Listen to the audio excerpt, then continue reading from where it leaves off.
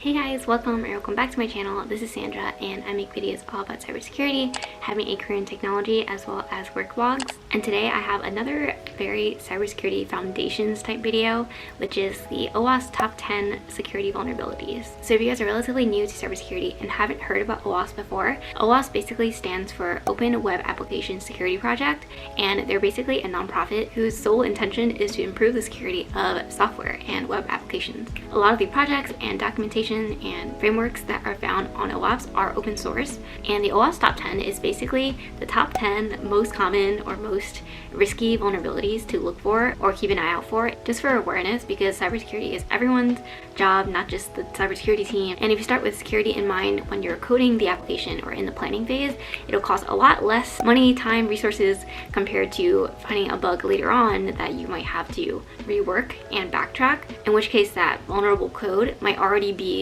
the foundation of everything else built on top of it in the application. It really does pay to kind of keep these in mind at the beginning while you're kind of planning out the application. Okay, so that was a lot of rambling, but the number one vulnerability on this list is injection attacks. This could be anything from SQL injection, NoSQL injection, LDAP injection, etc. There are a lot of injection attacks out there, and depending on what kind of software that you're making, you'll probably want to keep an eye out for whatever is most relevant to you. So usually an injection attack starts out with some kind of area where you can enter data, where you might just be expecting a name entry or a number, but the user enters some unexpected data into your application that is able to make it do some unexpected outcome. In SQL injection, this could be some kind of data entry field, and they can enter an SQL query directly into your data field. And if you don't have any input sanitization or validation on your end, whether it's just with JavaScript in the front end or whatever backend language that you're using, then it'll go straight to the database, run whatever SQL query that the user entered, and basically be able to pull data from your database that you probably wouldn't have wanted that person to take. But at a very high level, and as officially worded in the OWASP top 10, an injection attack is when some kind of untrusted data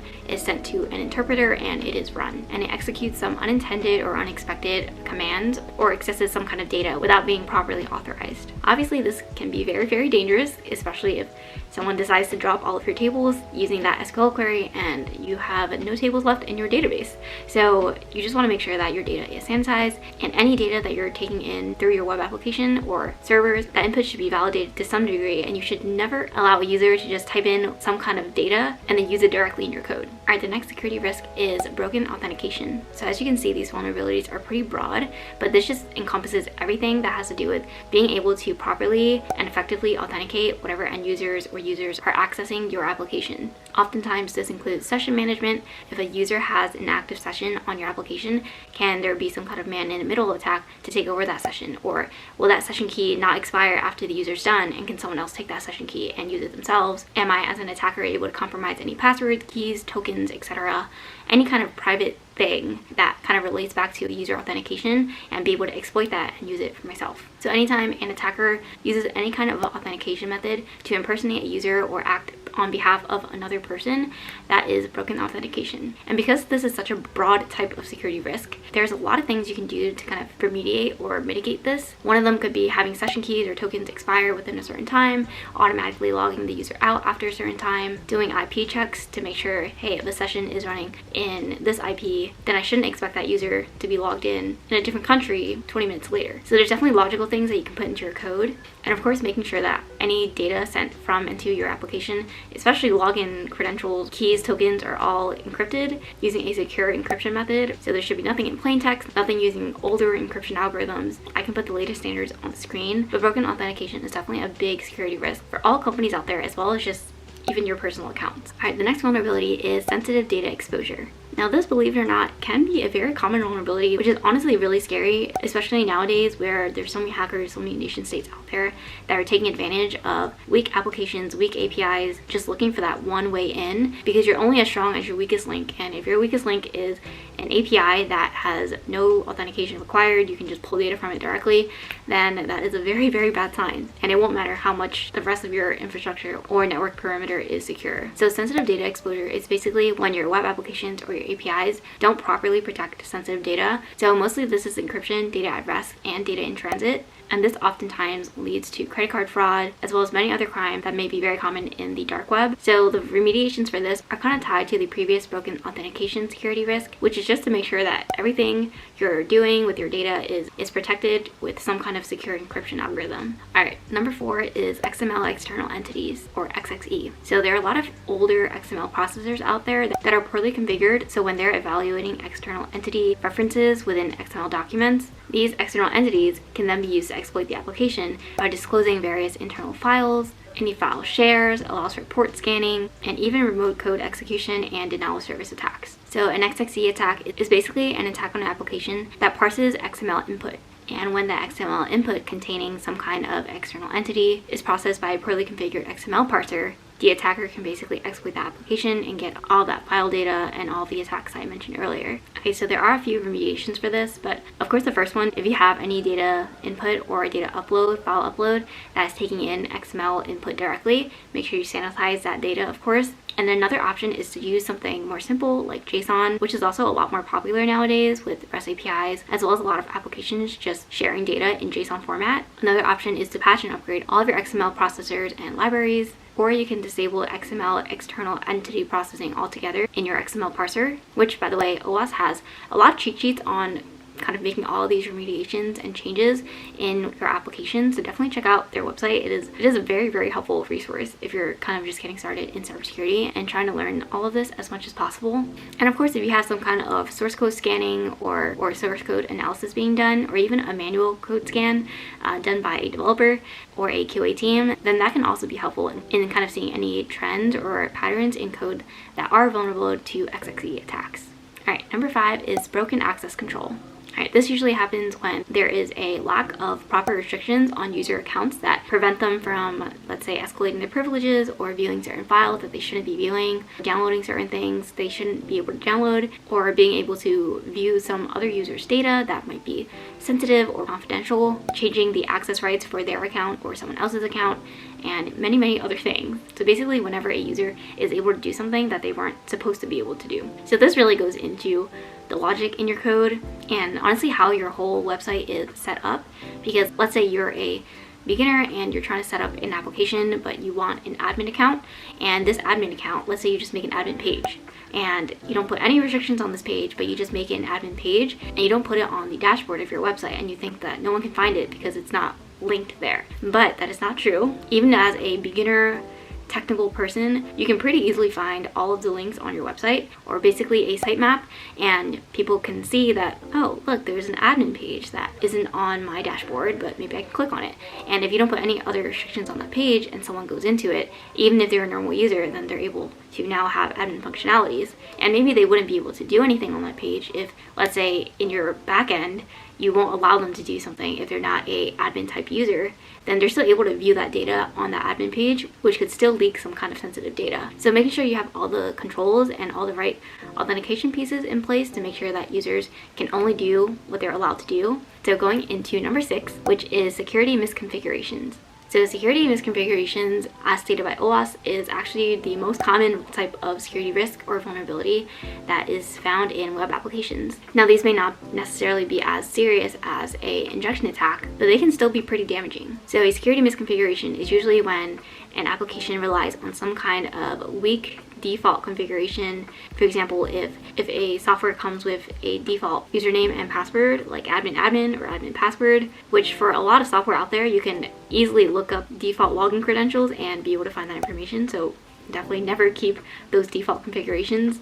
If there's some kind of open path to your cloud storage, if you're using HTTP instead of HTTPS, which the only difference is one is encrypted, so you would obviously much rather use the encrypted protocol, having misconfigured HTTP headers, and one big thing is having verbose error messages. I understand, because as a developer, you want to have those error messages tell you exactly what went wrong. And when I was a developer, I kind of did that. So I would definitely say that it's a mistake that you have to learn from and have to grow from, because especially after your application comes out of development and goes into production, because if that application gets in the wrong hands or of someone who has malicious intent, and then they're able to somehow crash the application, and your error message is telling them exactly what's wrong, exactly what happened on the server, what type of server it is, what operating system you're using, what version number, all that information what database you're using, you know? Like, if all this information is given to the attacker, that is just a goldmine for them to be able to exploit your application even further. So of course, not every single hole can be plugged when it comes to security configurations, but really doing the best you can and doing your due diligence on what you can fix and configure properly is really important. And of course, keeping up with all the latest patches and upgrades and updates to any software, libraries, operating systems, databases that you're using is also very, very important. All right, next one is cross-site scripting, which in my opinion is a pretty popular attack to talk about, because I've heard about cross-site scripting even in college when I was nowhere near the security field. So even as a developer, we learned about cross-site scripting, cross-site request forgery in school. So it's definitely something to look out for. So cross-site scripting usually happens when a website or an application runs or executes some kind of untrusted data or script on the browser. Oftentimes this is because there isn't proper validation or there isn't any sanitization happening with your web application on the front end. Now there's a lot of types of cross-site scripting, so there are definitely some more serious kinds that can be saved server-side or on your back end, where it could actually impact multiple users and not just one user's browser. But it usually involves some kind of HTML or some kind of JavaScript code being run against the user's will, or maybe even against the user's knowledge. But cross-site scripting allows attackers to basically run those scripts in that user's browser and then route them to other malicious websites, or take over that user's session, or deface the application. So there's definitely a lot that an attacker can take advantage of with a cross-site scripting attack. But the two main ways to prevent cross-site scripting attacks is to, number one, validate any data that is being inputted to your application. And that, you know, that is the trend. That is the trend of this video. Just validate all of your data that's coming into your application. But the next thing is to encode your data as it's going to the user. So when you encode your data, it makes it more secure, so users or attackers aren't able to run any scripts on your website.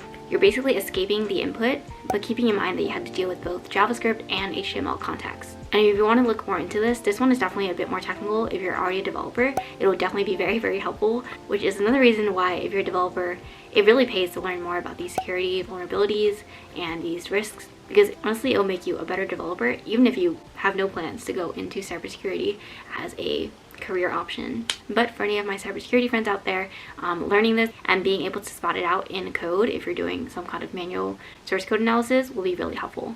Alright, the next thing is insecure deserialization.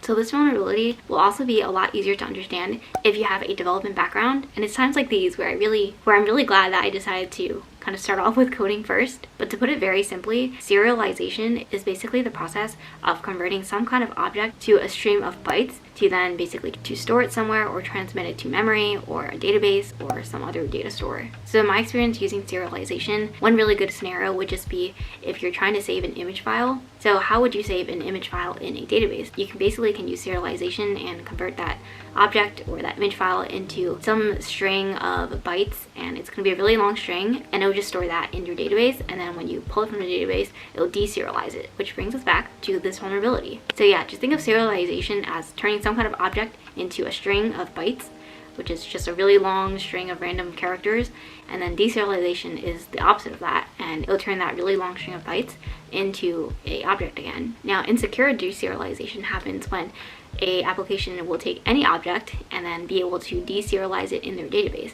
However, this can lead to remote code execution, replay attacks, injection attacks, some of the worst nightmares of security and software engineers, as well as privilege escalation attacks. So as you can see, this can be a very serious vulnerability, especially if you have an attacker who is high caliber, who is very familiar with code, and being able to take advantage of these deserialization vulnerabilities that you have in your code that you may not even know exist. So a few ways to prevent insecure deserialization are to do some kind of scan on whatever objects that are coming into your application, or doing some kind of integrity checks with the digital signatures of those objects, logging and monitoring all deserialization exceptions, and being able to look back at those and improving your applications from there.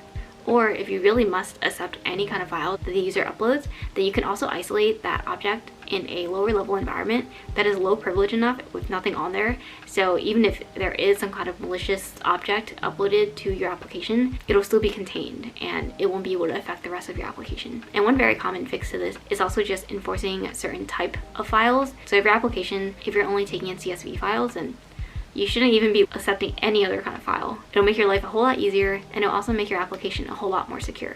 Alright guys, we're almost at the end of the road, I promise. So number 9 is using components with known vulnerabilities. Now of course you might be thinking, this is dumb, of course I wouldn't do that. But you would be surprised because honestly, sometimes it can be very hard. For example, if you have some kind of infrastructure or application that is relying on a library that has some kind of depreciated method or usage in its newer versions, then you might want to stay with the older version, which makes sense if your application relies on this and you don't have any other workarounds. But that could also leave your application more vulnerable to different attacks, especially for older versions of different libraries or different operating systems during those scenarios and situations where you aren't able to just upgrade it, because then your whole infrastructure might fall over. But of course that's a whole issue in itself that I won't talk about in this video, but there'll definitely be a lot of patches and hotfixes that you'll have to do on your own to make up for those lack of upgrades. So any components can have known vulnerabilities, including libraries, frameworks, operating systems, different software modules, etc. This is also another reason why you should always be reading the news for things that are coming up, especially in the hacker world, because every day I feel like there's a new vulnerability, and if your applications or your company is using those softwares or hardwares or operating systems, then you want to know about it and you want to see if it's something that you could fix really quickly or if it's something that you need to plan in the long term to get to fixing, because obviously not every company's security architecture is able to just change at the snap of a finger when a new vulnerability is found. But you definitely want to make that path for you to be able to keep your applications and your environment as secure as possible based on the knowledge and the capabilities that you do have. So remediations for this are pretty much, I kind of already said it, but making sure everything is updated and kept up to date with the newest security patches and fixes. And if you can't do that, then make sure you have some kind of remediation plan or mitigation plan to be able to secure your applications even using older versions of components. Alright, I can already tell this is a very long video because I've already been talking for an hour, but hopefully when you're watching this it'll only be about 20 minutes or so. But the last security risk is insufficient logging and monitoring. So this is exactly what it sounds like if you have security events and applications. So let's say you have all of these things in your environment, all of these things in your network perimeter, all these servers and operating systems and databases, and they're all doing different things. But if some kind of security event happened, how are you keeping track of those events and how are you logging everything? And where is it going? How is it being stored? Is it easily accessible? Can I look back to it? Is it going to send me an alert if something happens? Is it even being monitored at all? How does this affect the downstream applications that are using an application that may have been potentially targeted or attacked? So there's so many reasons why you should log and monitor all of your applications and all the metrics and user activities that are going on a day-to-day basis. Now of course this could be a lot of things to keep track of in your logs. So just make sure that you're logging what's important and keeping that log data for a substantial period of time. If your log deletes every 60 days, that isn't going to help you when you're trying to look back on your history and see what happened in like 2015 or something, Now of course maybe not all companies have the capacity to be able to store millions and millions of logs if you have a big infrastructure for years and years, but there should be some kind of sufficient plan for logging and monitoring for all of your applications and all of the components and pieces in your environment. And of course logging and monitoring also goes into incident response, because if some red flag comes up in a log, then that event or that alert goes directly to incident response, which then have to spin up an incident, which I know there's like a proper incident response process, and I think there's also a certification that goes into it if that's something that you want to get into. Okay, so that is it for this video. I know I talked a lot and my throat is actually very dry right now, so which reminds me, don't forget to drink water and stay hydrated. I hope you guys are taking care of yourselves. Please let me know in the comments below how you guys are doing. If you have any questions, career, cyber, tech related, feel free to drop them down and I will try to get back to you as soon as possible. I know I've been a little delayed in the comment responses. I'm sorry. Things have been really kind of crazy and I do try to get back to every single comment. For now, I think I'm like a month behind on comments. I'm very, very sorry, but I do eventually plan to get back to your comments, especially because so many of you ask me these in-depth questions and I want to give my best answer for them, especially when you're telling me about personal scenarios where if you're like working 6 years in IT and then you want to get a master's and then asking some kind of advice or input, questions like those, like I want to give the best answers for those. So because of that, I have so many of those questions kind of unanswered and I will get to them eventually, but I'm definitely trying my best with all the things going on in life and work and stuff. So yes, thank you guys so much for watching. If you like this video, please give it a thumbs up and subscribe and turn on post notifications. I post videos every Wednesday at 2 p.m. and Sundays at 12 p.m. and hopefully I will see you guys in my next video. Bye.